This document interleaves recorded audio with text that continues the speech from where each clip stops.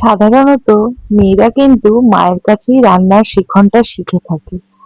হ্যাঁ, মায়ের কাছেই আমাদের প্রথম রান্নার হাতেখড়ি হয়ে থাকে। সে আলু ভাজা হোক আর চাই হোক।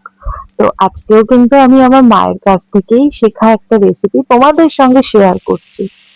আমাদের মতন মধ্যবিত্ত ঘরের মানুষরা সবসময় কিন্তু ডিমটাকেই ভরসা করে হঠাৎ করে ঘরে কোনো অতিথি চলে আসলে, সেটা ডিমের অমলেট হোক, ডিম ভুর্জি হোক, ডিমের কারি হোক, যাই কিছু।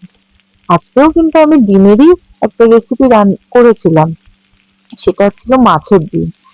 সেদিনকে আমার প্রচন্ড তাড়া ছিল, আর সেই জন্য খুব যে গুছিয়ে একদম আধঘাট করে রান্না তা কিন্তু নয়, এটা একটু শর্টকাট তো ছিলই। তবেও বা যেরকম রেগুলার হয় রান্না করা যায়, জিরে তেজপাতা ফোড়ন দিয়ে, আলু দিয়ে, পেঁয়াজ শাঁসটাকে দিয়ে সাঁতলে নিয়ে ভালো করে একটা আদা রসুনের পেস্ট দিয়ে, আর রেগুলারের যে গুঁড়ো মশলা নুন, হলুদ, লঙ্কা গুঁড়ো, জিরে গুঁড়ো, ধনে গুঁড়ো সবটা দিয়ে ভালো করে কষিয়ে নিয়ে, আর সঙ্গে কিছু ডুমো করে কেটে রাখা টমেটো, সবটা ভালো করে মিশিয়ে নিয়ে তেল ছাড়া অবধি অপেক্ষা করে কষিয়ে নিয়েছি, যেটাকে বলে কষানো। তারপর পরিমাণ মতন গরম জল দিয়ে ভালো করে ফুটিয়ে নিয়েছি।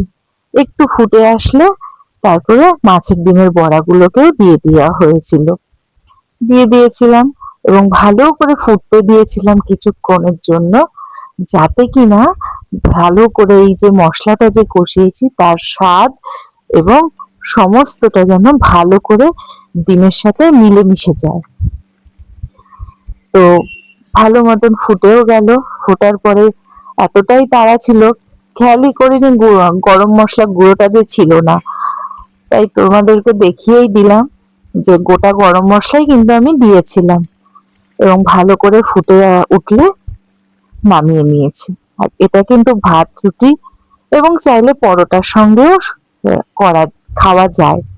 তো রেসিপিটা কেমন লাগলো জানিও, ভালো লাগলে শেয়ার